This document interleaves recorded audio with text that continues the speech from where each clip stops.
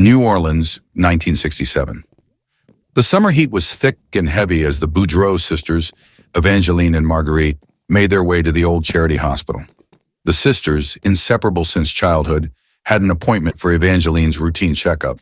The hospital, a relic of the city's past, was a massive stone structure that loomed ominously over the street, its walls steeped in the history of the countless souls who had passed through its doors. The sisters arrived and found themselves sitting on a worn leather bench in a dimly lit waiting room. The room smelled faintly of antiseptic and age, and the hum of fluorescent lights buzzed above them. They were alone except for one other occupant, an old woman named Madame Odette.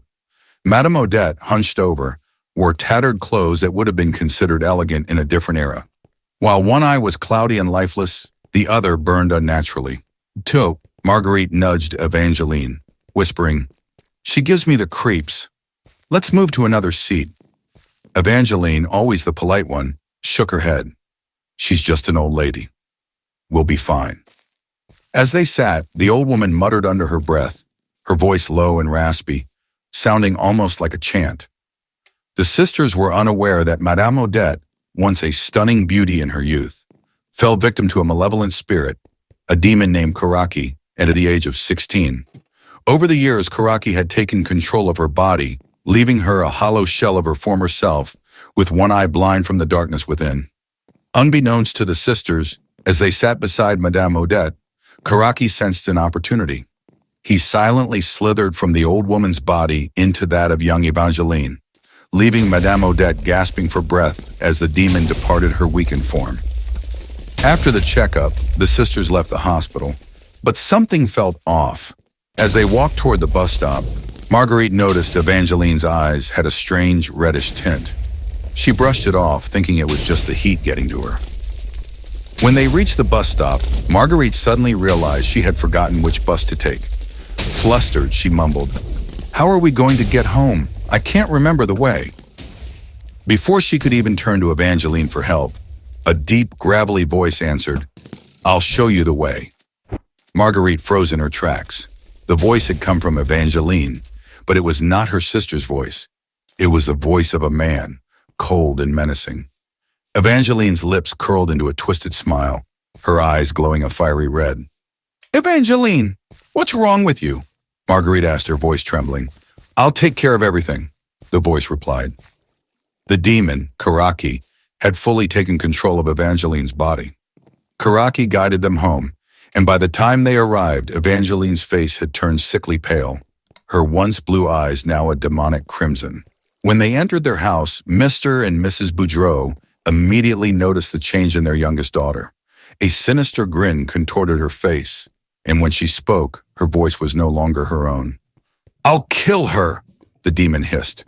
"I'll make her suffer as I have suffered."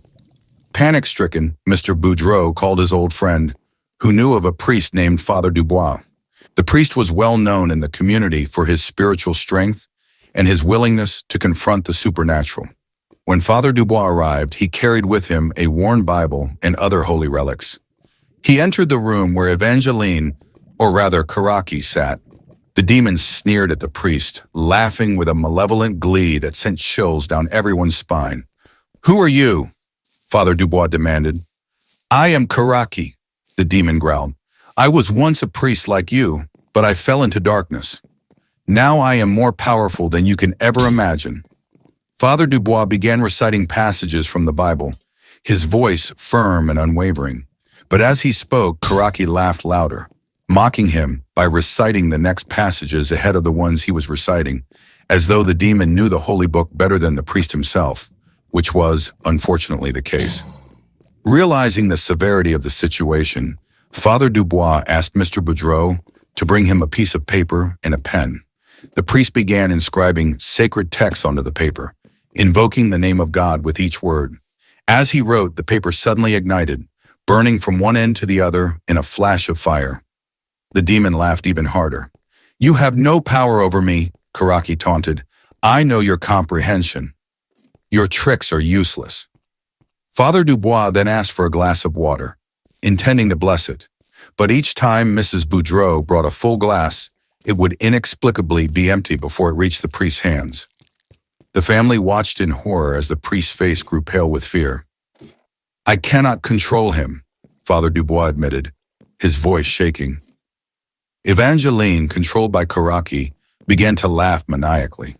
The demon, sensing the priest's fear, proposed a deal. "If you bless my spirit and pray for me every day, I will leave her." Mr. and Mrs. Boudreaux hesitated. The responsibility was too great, too daunting. They feared they might forget or fail in their duty. "Then once a week," Karaki suggested.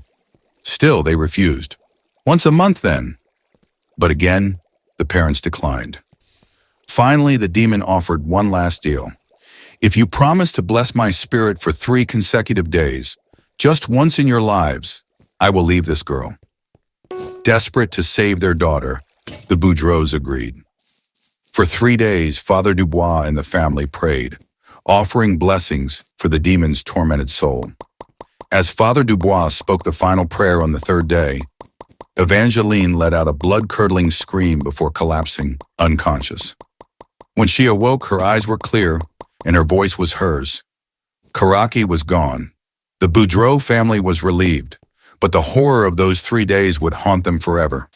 They freed their daughter from the demon, but the knowledge that such evil could exist in their beloved New Orleans would haunt them.